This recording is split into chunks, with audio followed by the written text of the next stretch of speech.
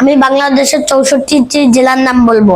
পঞ্চগড়, ঠাকুরগাঁও, দিনাজপুর, লালমিনহাট, নীলফামারী, রংপুর, কুড়িগ্রাম, গাইবান্ধা, জয়পুরহাট, বগুড়া, পাবনা, সিরাজগঞ্জ, রাজশাহী, নাটোর, চাঁপাইনবাবগঞ্জ, নওগাঁ, মাদারীপুর, ফরিদপুর, শরীয়তপুর, গাজীপুর, গোপালগঞ্জ, মানিকগঞ্জ, মুন্সিগঞ্জ, নারায়ণগঞ্জ, কিশোরগঞ্জ, রাজবাড়ী, ঢাকা, নরসিংদী, টাঙ্গাইল, খুলনা, কুষ্টিয়া, চুয়াডাঙ্গা, মাগুরা, মেহেরপুর, যশোর, বাগেরহাট, নড়াইল, সাতক্ষীরা, ঝিনাইদহ, বরিশাল, বরগুনা, পটুয়াখালী, পিরোজপুর, ভোলা, ঝালকাঠি, চট্টগ্রাম, নোয়াখালী, কুমিল্লা, ফেনী, রাঙ্গামাটি, ব্রাহ্মণবাড়িয়া, কক্সবাজার, চাঁদপুর, লক্ষ্মীপুর, খাগড়াছড়ি, বান্দরবান, মৌলভীবাজার, হবিগঞ্জ, সিলেট, সুনামগঞ্জ, শেরপুর, জামালপুর, ময়মনসিংহ, নেত্রকোনা। কি অবাক হয়ে গেছেন? মাত্র কয়েক সেকেন্ডে বাংলাদেশের 64টি জেলার নাম শুনে অবাক আর কিছু নাই। আমরা আমাদের ছাত্রছাত্রীদেরকে টেকনিকের মাধ্যমে খুব সহজে শেখানোর চেষ্টা করি।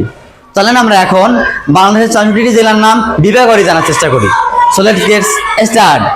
রংপুর বিভাগে 8টি জেলা: পঞ্চগড়, ঠাকুরগাঁও, দিনাজপুর, লালমনিরহাট, নীলফামারী, রংপুর, কুড়িগ্রাম, গাইবান্ধা। রাজশাহী বিভাগে 8টি জেলা: জয়পুরহাট, বগুড়া, পাবনা, সিরাজগঞ্জ, রাজশাহী, নাটোর, চাঁপাইনবাবগঞ্জ, নওগাঁ। ঢাকা বিভাগে 13টি জেলা: মাদারীপুর, ফরিদপুর, শরীয়তপুর, গাজীপুর, গোপালগঞ্জ, মানিকগঞ্জ, মুন্সিগঞ্জ, নারায়ণগঞ্জ, কিশোরগঞ্জ, রাজবাড়ী, ঢাকা, নরসিংদী, টাঙ্গাইল। খুলনা বিভাগে 10টি জেলা: খুলনা, কুষ্টিয়া, চুয়াডাঙ্গা, মাগুরা, মেহেরপুর, যশোর, বাগেরহাট, নড়াইল, সাতক্ষীরা, ঝিনাইদহ। বরিশাল বিভাগে 6টি জেলা: বরিশাল, বরগুনা, পটুয়াখালী, পিরোজপুর, ভোলা ও ঝালকাঠি। চট্টগ্রাম বিভাগে 11টি জেলা: চট্টগ্রাম, নোয়াখালী, কুমিল্লা, ফেনী, রাঙ্গামাটি, ব্রাহ্মণবাড়িয়া, কক্সবাজার, চাঁদপুর, লক্ষ্মীপুর, খাগড়াছড়ি, বান্দরবান।